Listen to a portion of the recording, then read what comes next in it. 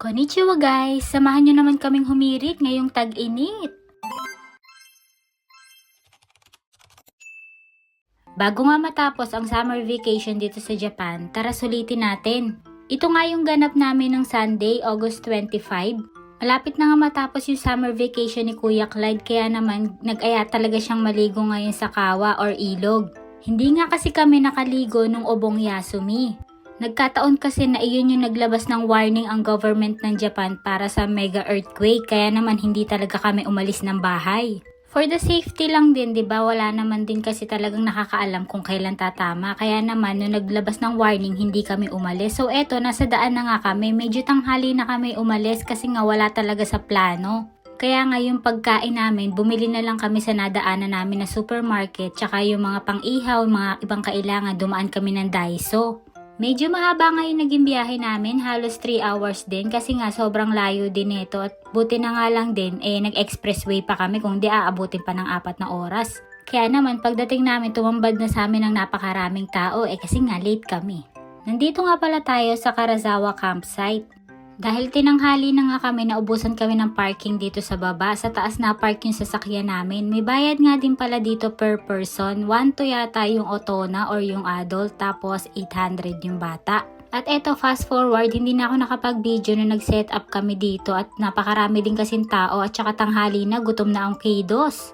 Bumili lang din talaga kami ng konting ihawin na karne, hotdog, tapos itong mais para nga sa lunch lang talaga, tas mga chichirya pang kukot-kukot, ganon. At syempre habang nagluluto si Carl dyan, kumain na din kami kasi nga excited na yung mga anak ko magsilusong.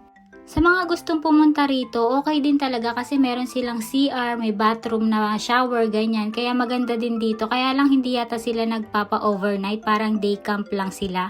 At after nga namin kumain, ayan, nagtampisaw na kami sa sobrang lamig na tubig. Grabe talaga, as in, hindi ako makatagal. Ewan ko sa mga bata na to, paano sila natatagalan. At alam nyo ba dito sa campsite na to, ewan ko ha, parang napansin ko, parang puro ni Juday or mga 20s yung mga tao. Parang mga kabataan, barkadahan, ganon. Hindi ko alam kung bakit.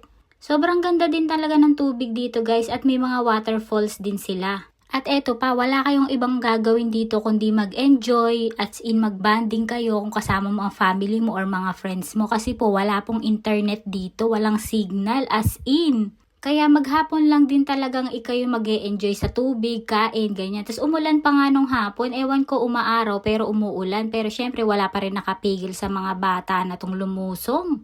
Tapos eto, mga bandang 4 PM, nag-aya na rin akong umuwi kasi medyo mahaba nga yung biyahe natin. Inuna na namin ay yakyat yung mga gamit tsaka yung mga bata kaya naman eto si Carl siya na lang yung naiwan nagligpit ng pinaka-tent namin. Sa mga gusto pumunta rito, agahan nyo na lang din para hindi kayo maubusan ng parking lot dun sa baba.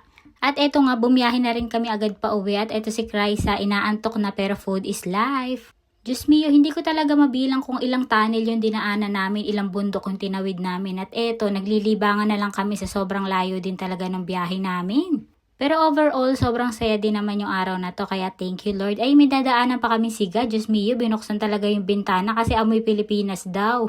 Yun lang naman, na-share ko lang, bye!